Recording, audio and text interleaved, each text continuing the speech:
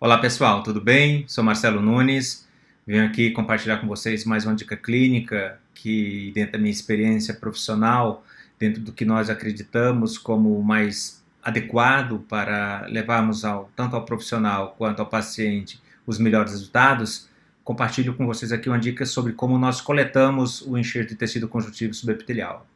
Diante da evolução, das evidências científicas, das técnicas cirúrgicas, nós vamos ver ali algumas poucas modificações de técnicas, mas todas elas conferem riscos que nós temos que ter ali o perfeito conhecimento anatômico para que nós não submetamos o paciente a um risco maior.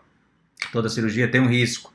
O que a gente procura fazer é minimizar o risco. Uma das melhores formas é entendermos sobre anatomia. Tá? Então, diante disso, frente ao que a literatura mostra nesses trabalhos relacionados à análise de cadáveres e ao estudo clínico, né, sobre diferentes técnicas de coleta de enxerto, nós publicamos no final do ano passado a técnica do enxerto de tecido conjuntivo desepitelizado em boca, ou seja, a técnica da dermoabrasão intraoral, para que, subsequente a isso, nós fizéssemos a coleta do enxerto superficial, por razões que, dentro do que a gente vê como evidência, é onde nós coletamos os melhores enxertos de tecido mole, pela composição do colágeno, pela organização das fibras, pelo menor risco de nós lesionarmos estruturas anatômicas como nervo e grandes vasos, e que nós ofereçamos ao paciente ali o melhor pós-operatório e não tenhamos ali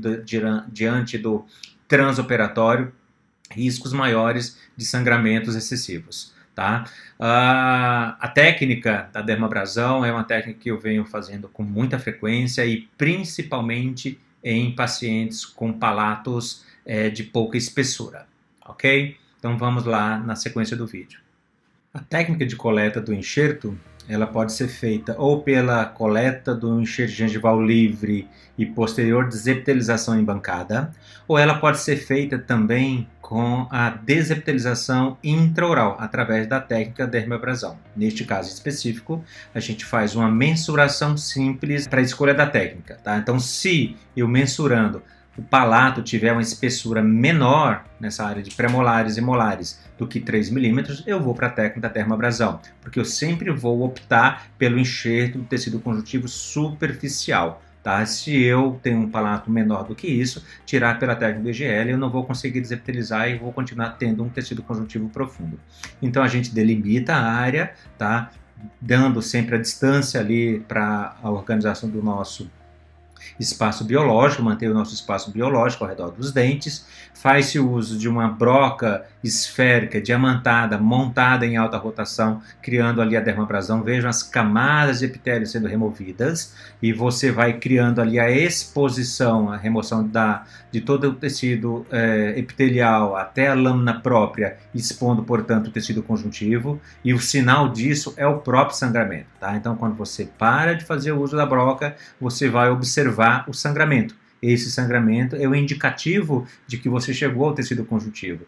Checa novamente as áreas que não estão sangrando, você volta com a broca para continuar a dermoabrasão. Ao final, ele tem que estar perfeitamente sangrante.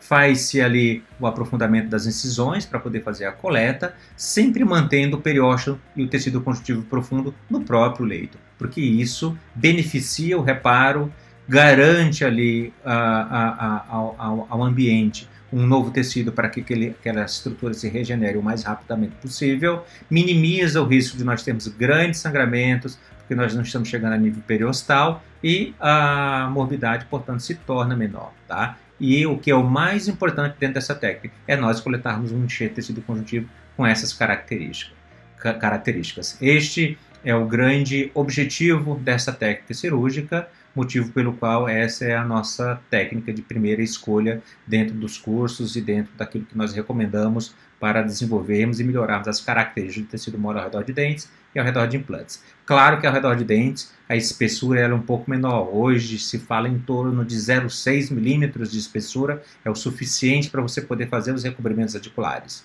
Tá? E ao redor de implantes, nós optamos sempre uma espessura em torno de 1 milímetro. Haja vista, a espessura ao redor de implantes do tecido mole tem que ser maior para criarmos um perfil de emergência melhor e mantermos ali uma melhor blindagem das cristas ósseas. Tá? Então, basicamente é isso.